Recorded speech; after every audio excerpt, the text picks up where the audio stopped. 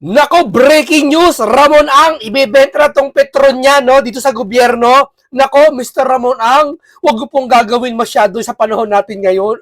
Siguro napakaganda po ng layunin nyo. Nararamdaman ko po ang puso nyo na talagang matalino tong negosyanteng ito. Ito talaga, may pusong negosyante talaga. Makikita mo yung damdamin niya talaga para pang masa talaga. Hindi lang siya nagpayaman para sa sarili niya. Kasi marami kasi nagpayaman para sa sarili lang niya.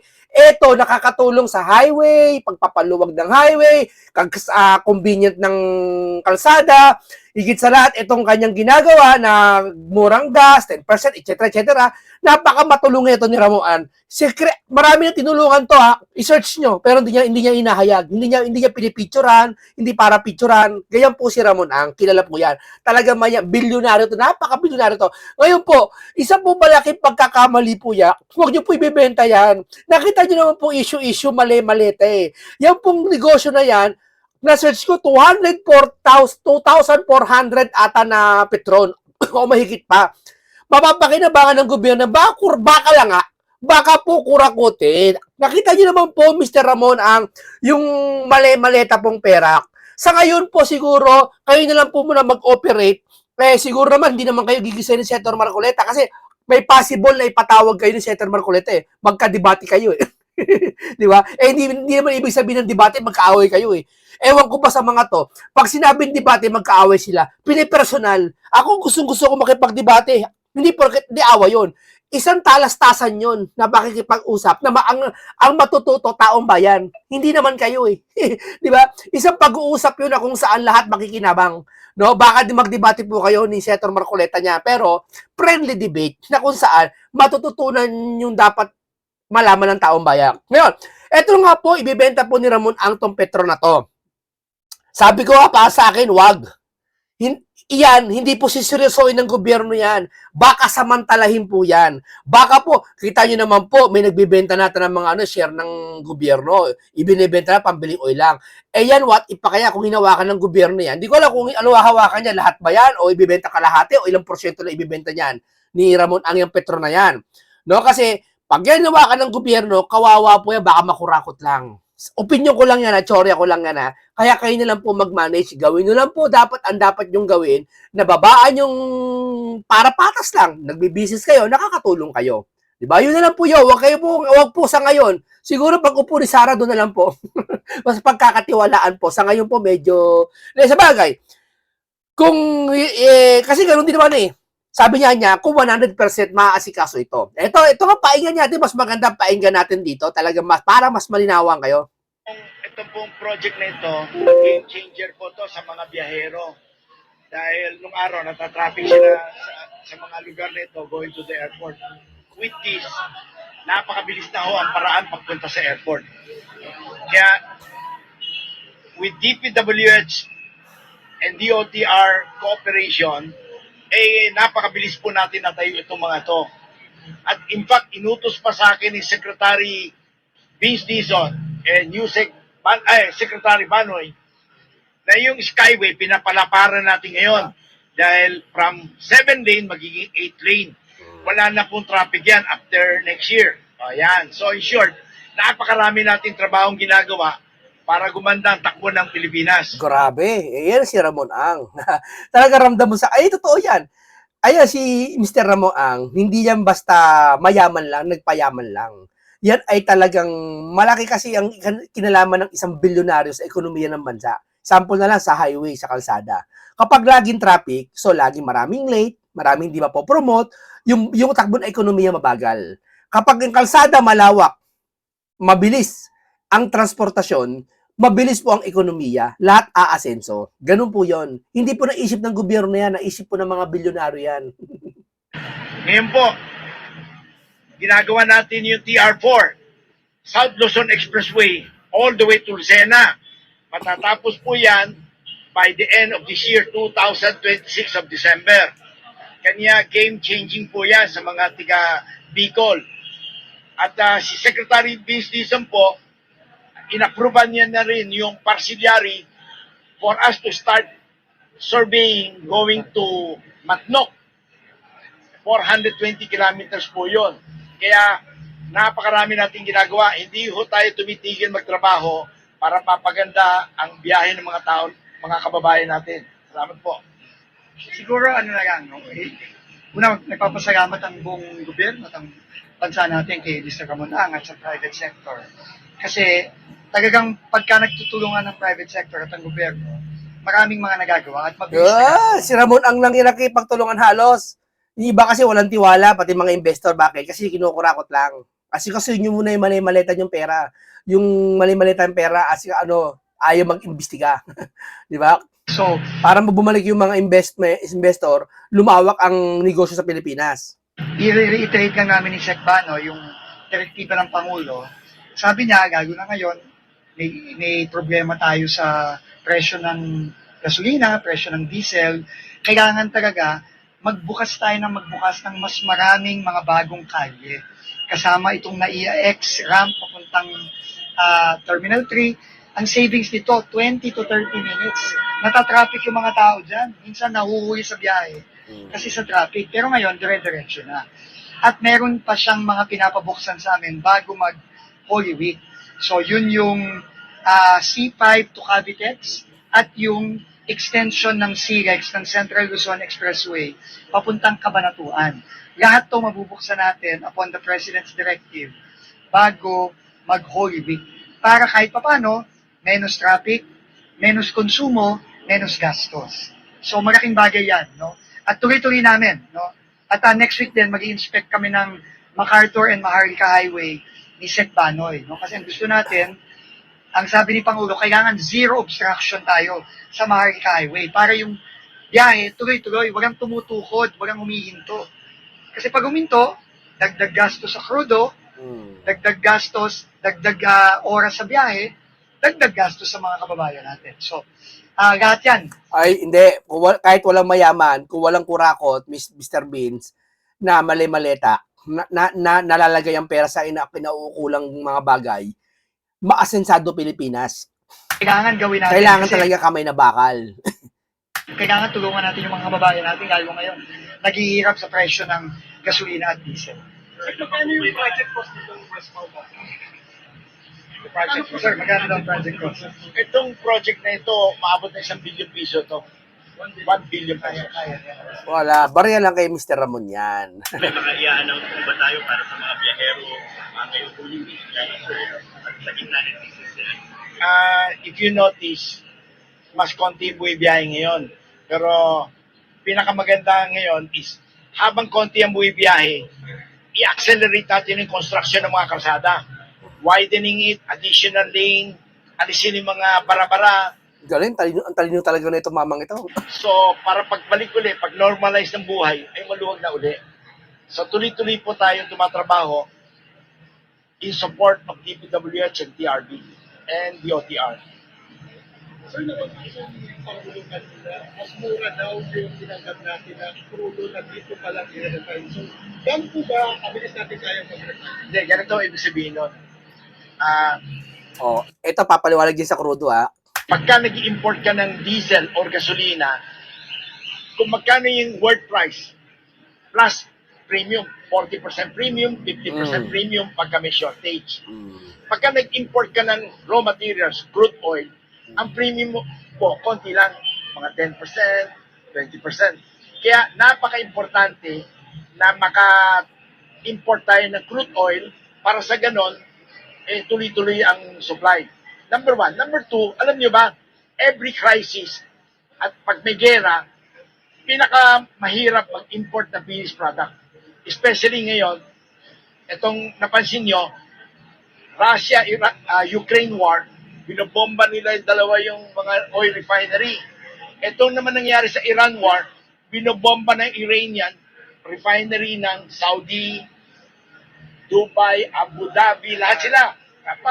So therefore, yung supply ng galing sa refinery, halos bumaba na. Nung araw, ang refinery capacity versus demand, malaki. Ngayon po, halos wala na. Kaya very important na magkaroon tayo ng refinery. Kung walang refinery, saan ka bibili ngayon ng finished product? Yan ang ibig niya sabihin.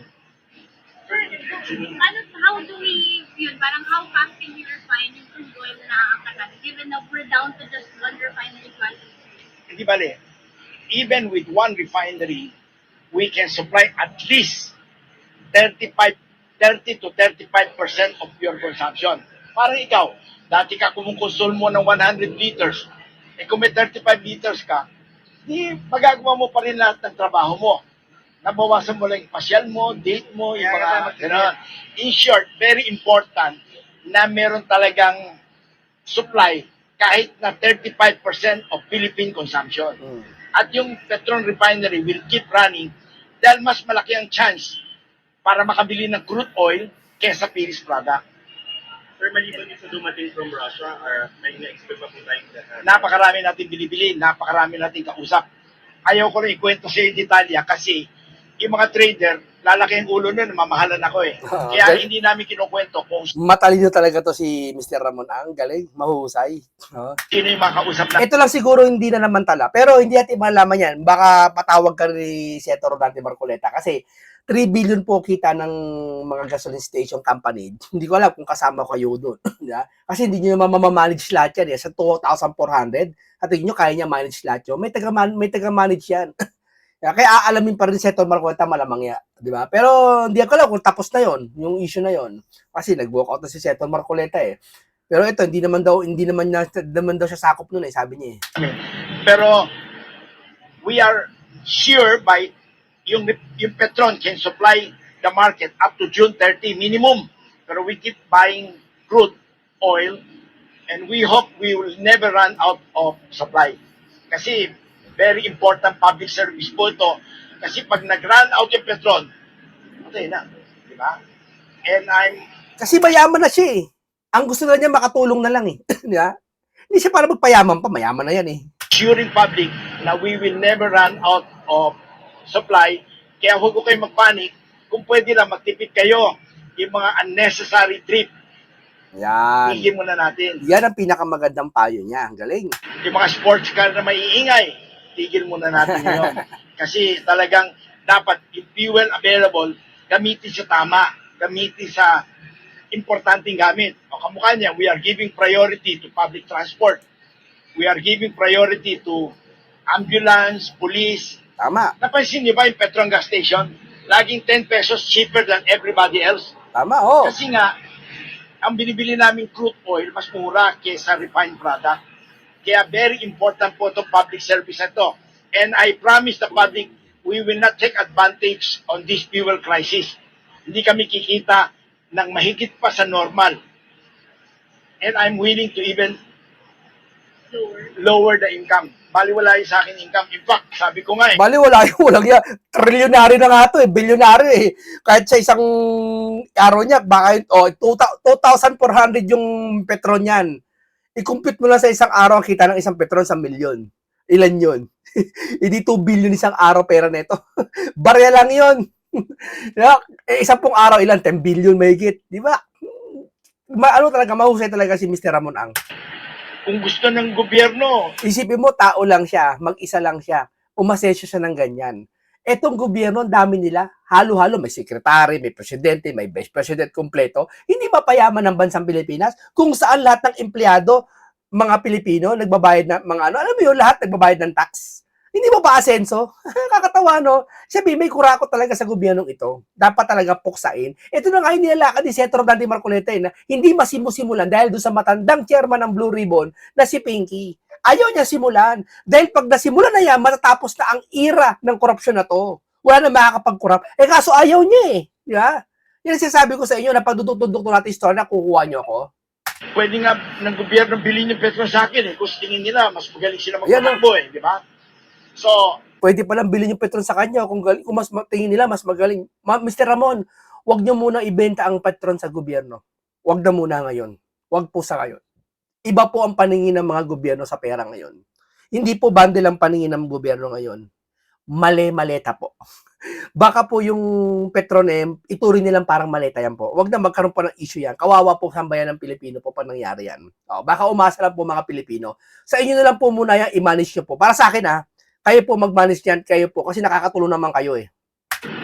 in short, you have my 100% cooperation na tutulungan yung mga kababayan natin. Salamat po. Sir, sorry, pahabol lang. Kung sa bakit mo, there will be to lower the income, meron ba kami Hindi, ibig sabihin ganito. Minsan, kahit na mas mataas yung pagkabili namin, kung yung market mababa, hindi bali na, sa sakripisyo na namin, bibili na namin yung mas mahal na crude. Galing. So, lilit yung income. Para lang siguradong hindi tayo ma-run out of crude oil. Ganon. how do you roll back? Ang presyo based on replacement value every day.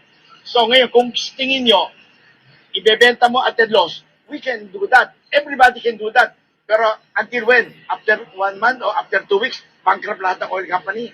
Pwede rin yun kung yun ang tingin nyo mas mabuti. Kasi may sinabi po si Senator Marcoleta yesterday na about 3 billion pesos a day daw po ang kinikita ng oil company. Not Petron. Yon, not Petron. Di ba? Hindi, sabi, baka magkadebate kayo ni Senator Marcoleta pag napatawag ka. Pero, syempre, not Petron. Yeah. Sabi na may resibo si Ramon ang may papakita yan na ito kita namin. Nalugi pa nga kami. Parang ganun di ba? Yan na hindi, ito yung taong di mapagsamantala. Good job, Mr. Ramon Ang. I am willing to open Petron books to COA, Oh. to public scrutineering. Wala po kaming gustong i-take advantage na kita, especially during the crisis. Grabe. Open the book. Yun ang hinihintay ni Marcoleta. I-open ang book ng mga owner. Wala Ito, nag-offer siya, open ang book sa COA. Ibig sabihin, malakas ang loob niya dahil alam niya, itong bago pa lang year na to, hindi siya kumita ng malaki. Tulad na siya sabi ni Senator Dante Marcoleta, may mga kumpanya na kumita ng 3 billion a day. Eto, nalugi pa yata to Ipapakita niya inventory niyo. Yan ang magandang negosyante. Di ba? Hindi mapagsamantala. Good job, Mr. Ramon Ang. Sa'yo ako. Pag tinignan mo yung Petron, ang sales revenue po, 800 billion a year, 700 billion a year. Pero 700 billion a year.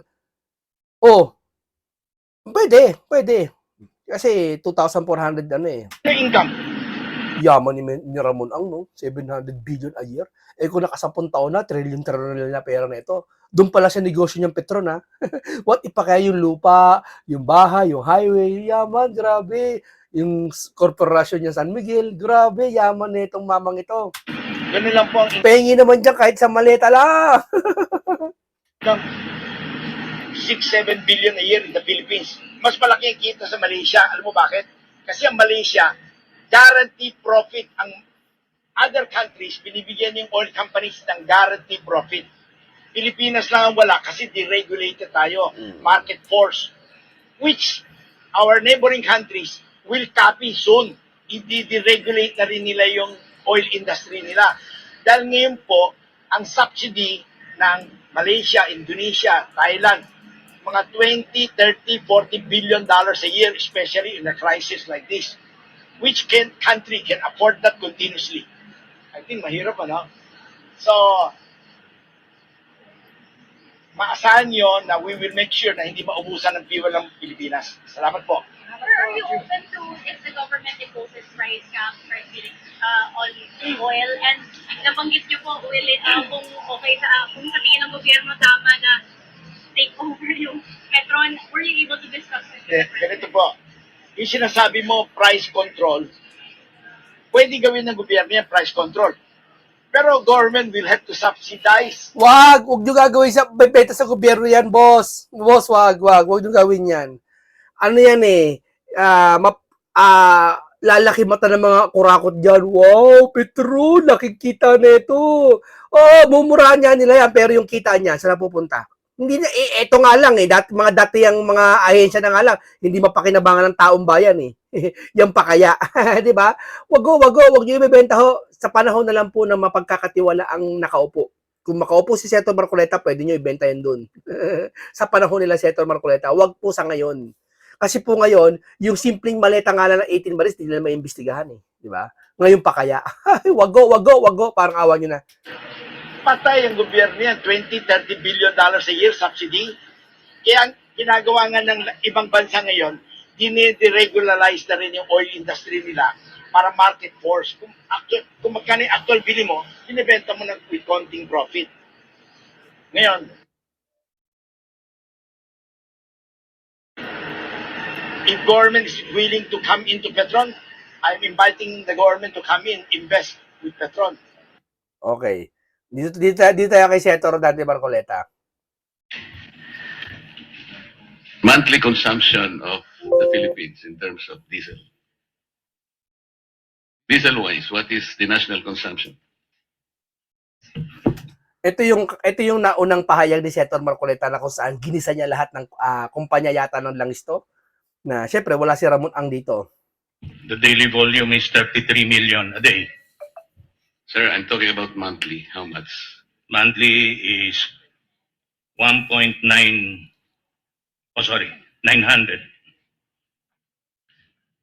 Metric tons or barrels or what?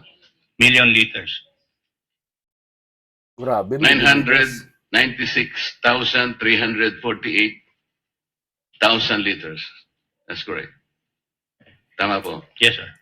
Yes. So, halimbawa, pag-usapan po natin yung diesel. Sabi po ng President, before the war broke out, we had 50 to 60 days of supply. Tama po.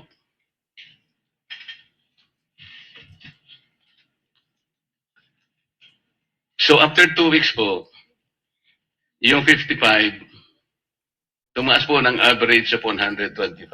Hmm. Kinuha po natin yun sa inventory, yung 125, sir. Hindi kayo lulusot kay Senator Dante Marcoleta. Tama po. Sir, you have to answer. Yes, sir. Okay. But I cannot speak for the others. Yes, sir. Kayo po yung sumagot kasi tinatanong ko yung Sir Bron, kayo po yung sumagot. Huwag ka na mag-ano. Sumagot ka na lang. I have the number kasi. Yes, sir. So, 996,348,000 liters per month. Yun po yung consumption natin sa diesel. So, nagkaroon po ng increase na 70 pesos per liter after 2 weeks. That's 127%. So, tingnan po ninyo, Mr. Chair. 996,348,000 liters times 70 divided by 30 days. That's 2.32 billion per day, approximately gross income.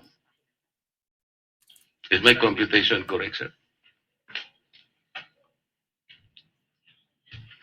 Ulitin ko po, 996,348,000 liters times 70, ito po yung increase, divided by 30, 2.32 billion per day ang approximate gross income. Kasi kinuha niyo po sa inventory. Wala pa naman po yung, di pa naman kayo umaangkat. 2 weeks pa lang po nakaraan eh. Gasoline.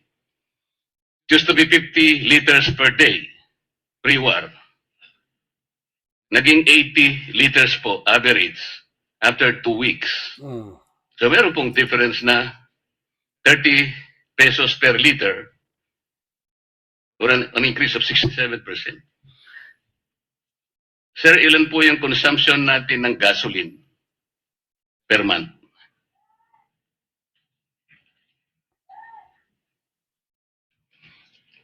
$4,521,000 barrels or 714,318,000 liters. Correct po?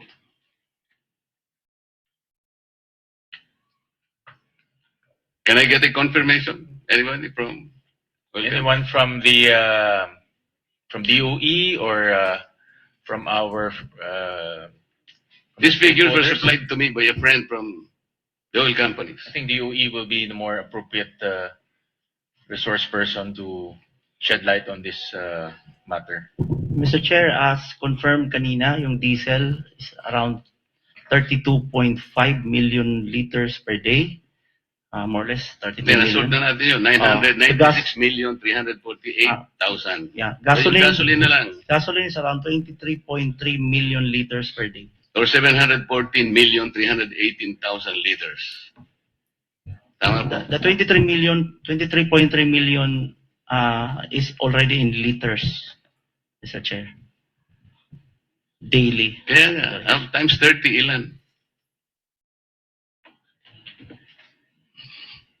714,318,000 liters of gasoline. Tama po. That's correct. Around Oh, 600. yan. Ito po, ganito. 714,318,000 liters of gasoline times 30 days. That is 714 million per day. Approximate gross income. So pag pinagsama po natin itong dalawa lamang, Mr. Chair, per day po ito sa diesel po, 2,324,312,812,000 Grabe. Pagsamantala yan, ha? Kung totoo yan, panamantala na yan. plus 714,318,000. Ang gross income po per day is 3,039,130,000 per day. 3 billion, Mr. Chair. Grabe. Kinuha po ninyo sa inventaryo ninyo ito. 2 weeks pa lang ang nakakaraan. Di ba? Huli kayo. Hindi kayo lulusot eh. May computation, mathematical. Hindi mo na kailangan palusutan. Oo, hindi na lang ang sagot. Di ba? Ganyan kagaling si Senator Dante Marcoleta. Kaya nga kung siya umawak ng Blue Ribbon, panis, may kulong ng big fish. Oo, maniwala kayo. Si Pinky humawak, isang uugok-ugok. Wala nangyari. Alam po ninyo, Mr. Chair, I have to apologize for making this comparison. Kukumpara niya yung 18 na maleta. Ay, yung maleta. Yung 18 Marines po, yung kanilang mga dineliver na mga maleta, kinumpute ko rin po eh. Despite the logistical nightmare scenario that was peddled to the public, ganito po yun eh. Approximately, they were delivering 2 billion pesos per day. Based on 33 months, times 4 weeks. Average po ng about 42.5 maletas, averaging 40 million each maleta. Ito pong gross income na kinukompute ko, Mr. Chair, mas mataas pa po doon sa maleta na dinala po ng 18 Marines. Grabe, panluloko isang araw. Ang lakas eh, grabe pa. Isabi, mas grabe pa sa dinala ng maleta ng 18 Marines. Ang tindi naman na panluloko ng mga to. Hindi ko may sabi siya ito, Marcoleta. Yun ang ibig sabihin niya. Wala po akong inaano. I'm just trying to see. I mean, yung analogy lang po.